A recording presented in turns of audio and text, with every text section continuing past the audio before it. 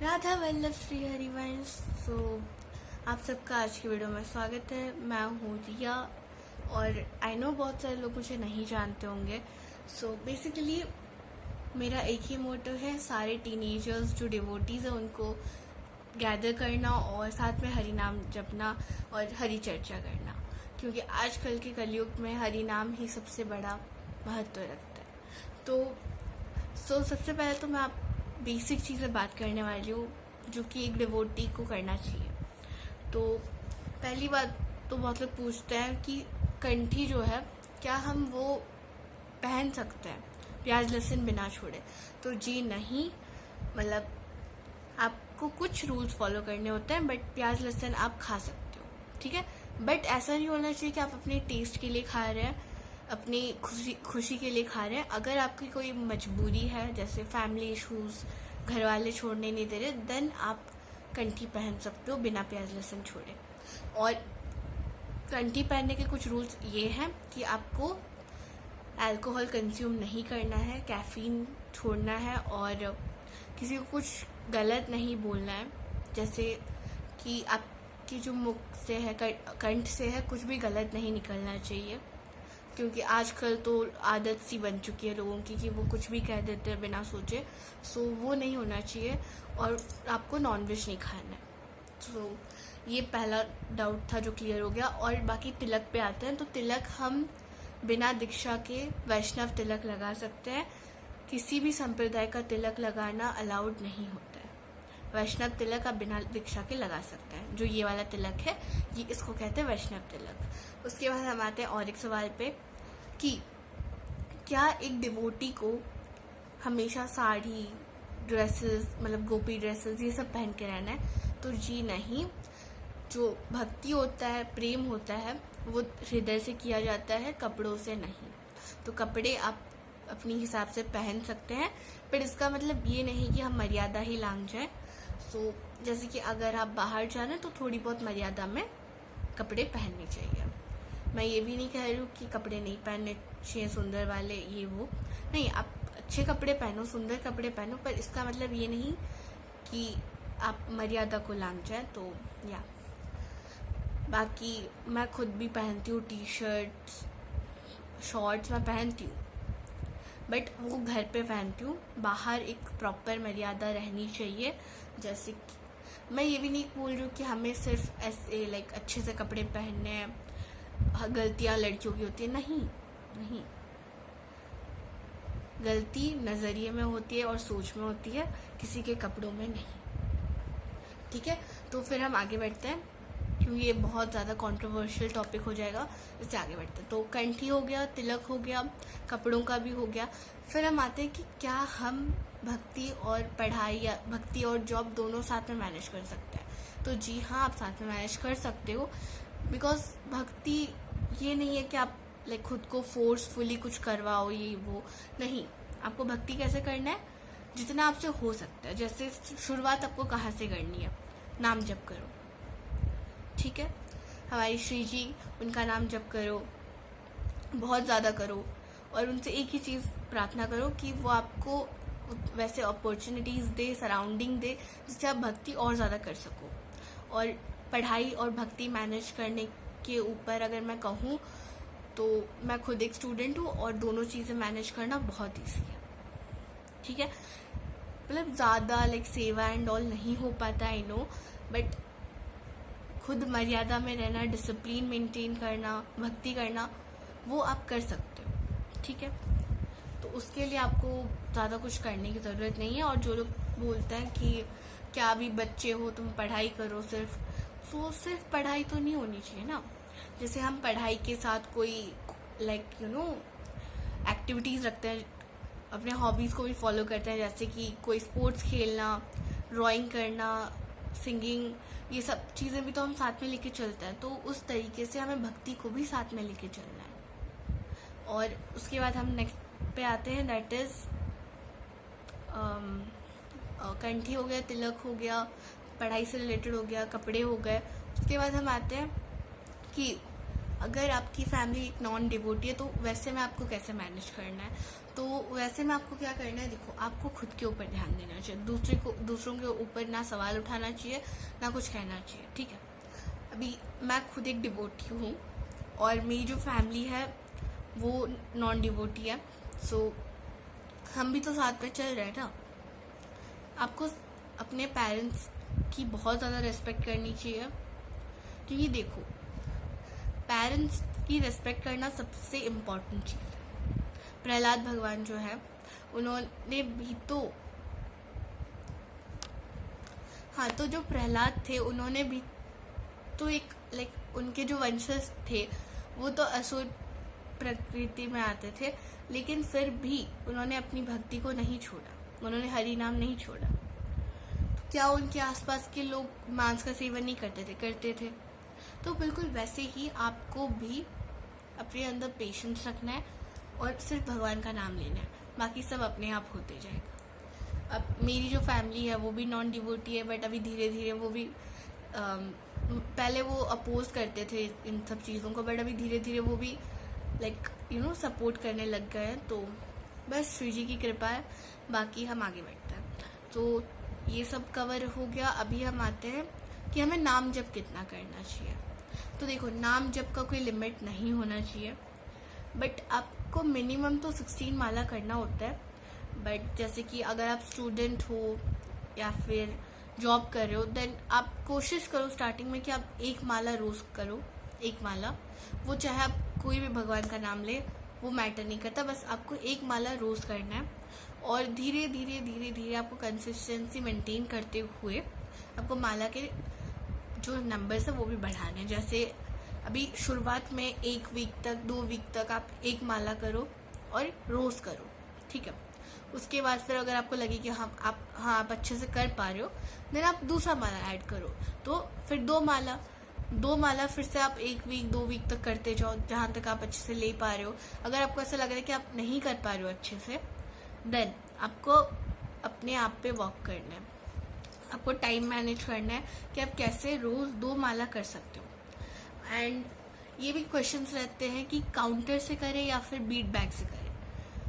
तो इस सवाल पे ये आंसर है कि अगर आपके पास फैसिलिटीज़ है, अगर आपके पास ऐसा सराउंडिंग है, प्योरिटी है आपके सराउंडिंग में, तो आप बीट बैग को प्रेफर करें। बट अगर आप एक ऐसे जगह पर रहते हो जहाँ पे प्योरिटी मेंटेन नहीं हो पाता है, शुद्धता जिसको बोलते हैं, आप वो मेंटेन नहीं कर सकते हो, देन आपको काउंटर प्रेफर करना चाहिए। जैसे कि स्कूल्स में बीट बैग अलाउ नहीं किया जाता है यूजुअली, जितना हम देखें तो स्कूल्स में बीट बैग अलाउ नहीं किया जाता है, ऑफिस में भी समटाइम्स अलाउड नहीं होता है, तो उन केसेस में आप काउंटर को यूज़ कर सकते हैं। अब काउंटर कैसा होता है मैं वो भी दिखाती हूँ आपको। सो जैसे कि मैंने आपको बोला मैं आपको काउंटर दिखाने वाली हूँ। तो ये है मेरा पाउच, ये एक्चुअली मेरे स्कूल का पाउच है जिसके अंदर मेरा काउंटर भी रखा रहता है।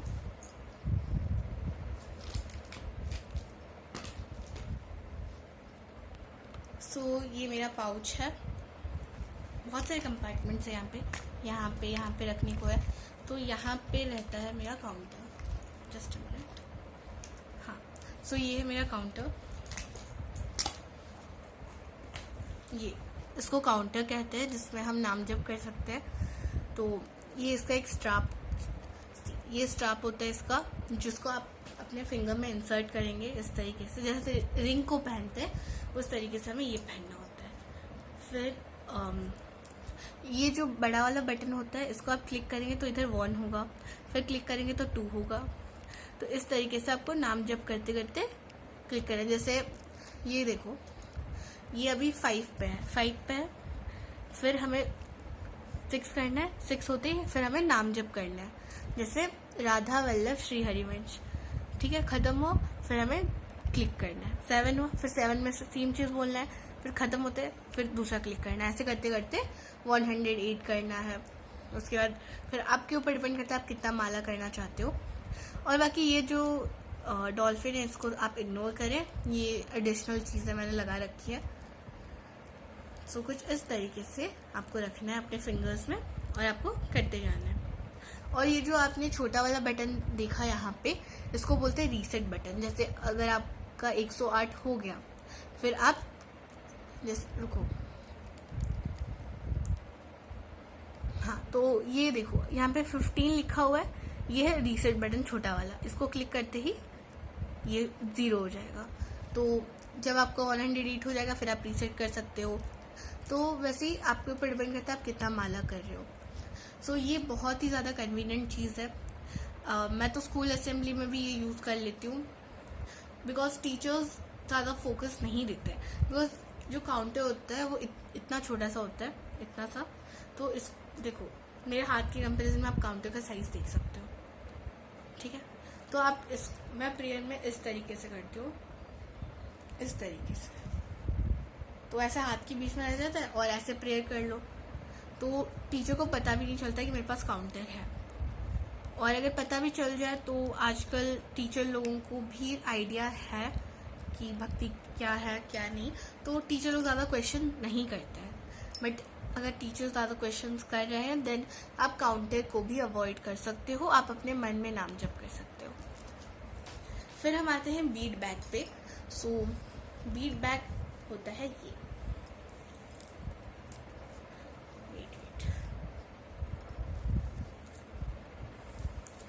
तो बीट बैग होता है ये। सो ये एक बैग होता है इस तरीके से, और यहाँ पे ये होता है एक गैप बीच में, इसके अंदर हम रखते हैं माला। और माला कैसा होता है, ऐसा देखिए इस तरीके का माला होता है।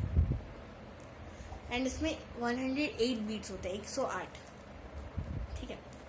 माला कैसे करते हैं मैं उसका एक अलग सा वीडियो बनाऊंगी इस वीडियो के बाद। फिर हम आते हैं बैग पे। तो ये वाला जो कंपार्टमेंट होता है इसमें रहता है माला, ठीक है, ये वाले कंपार्टमेंट में रहता है माला। उसके बाद फिर यहाँ पे एक छोटा सा कट होता है, यहाँ से आपको फिंगर निकालना होता है। सी ये जो है यहाँ से आपको हाथ घुसाना है, यहाँ पे जो कट है इसमें से आपको अपनी इंडेक्स फिंगर निकालिए और अंदर आप माला करते हैं, ठीक है। और यहाँ ऊपर से भी गैप होता है, यहाँ से हम माला अंदर इंसर्ट कर सकते हैं, मतलब रख सकते हैं, ठीक है। फिर ये है साक्षी माला, ठीक है, इसको कहते हैं साक्षी माला। इसमें इस तरफ होते हैं 16 बीट्स, इस तरफ 16 बीट्स होता है और यहाँ पे 4 बीट्स होता है। अब इसके बारे में डिटेल में मैं आपको नाम जप वाले वीडियो में दिखाऊंगी, क्योंकि ये वीडियो बहुत ज़्यादा लंबा हो जाएगा वरना। और फिर हम आते हैं यहाँ पे, ये जो होता है ये एक जिप होता है, जिसके अंदर हम अपने एडिशनल सामान रख सकते हैं, जैसे कि पैसे या फिर अपना ज़रूरत का सामान। जैसे कि ये जो है ये हरे कृष्ण महामंत्र लिखा हुआ है। एक्चुअली मैंने ये बीट बैग इस्कॉन भुवनेश्वर से लिया था, तो उन्होंने साथ में ये भी दिया था, इसमें लिखा हुआ है कि आपको कैसे नाम जप करना है, क्या जप करना है। तब तो मुझे पता नहीं था, तो तब मैं हरे कृष्ण महामंत्र का ही जाप करती थी। अभी मैं राधा वल्लभ श्री हरिवंश का जप करती हूँ। तो ये मैंने एक अलग सा बनाया था साक्षी माला खुद से।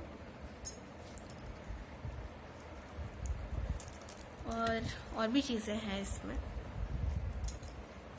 बहुत सारी चीज़ें आ जाती है इसमें, बहुत ज़्यादा स्पेस होता है।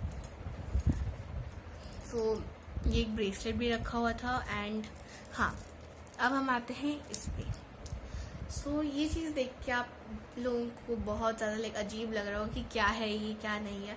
सो ये एक्चुअली मेरी मैं जब स्टार्टिंग में भक्ति करती थी, नाम जप करती थी, तो तब मैं ये वाला माला यूज़ करती थी। तो आप सोच रहे हो ये क्या है। सो एक्चुअली मेरी माता जी जो है उनके पास एक ज्वेलरी था, तो उसमें सिर्फ ये ऐसे बीड्स लगे हुए थे और वो ज्वेलरी ऐसे गले में पहनने वाला था। तो उसमें से फिर वो ज्वेलरी जो है एक दिन टूट गई, तो मैंने कहा मैं बीड्स ले लेती हूँ, तो मैंने ये बना दिया। और ये जो ओम लिखा हुआ है स्क्वायर वाले बीड्स पे, ये ब्रेसलेट का था। और ये जो शीशल टाइप का शेप बना है ये भी ब्रेसलेट का था। तो इन सबको इकट्ठा करके मैंने माला बनाया था। तो जो ऐसा कहते हैं ना कि भक्ति के लिए तो सामान चाहिए होता है, माला चाहिए रहती है, ये सब चाहिए रहता है, तो जी नहीं। अगर आपको भक्ति करनी है तो आप खुद अपना इंतज़ाम कर सकते हैं, जैसे मैंने बीज से बनाया था।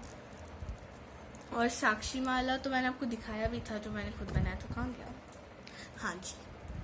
सो ये मैंने खुद बनाया था जब मेरे पास ये वाली साक्षी माला नहीं थी प्रॉपर वाली, तब मैंने ये बनाया था, ठीक है।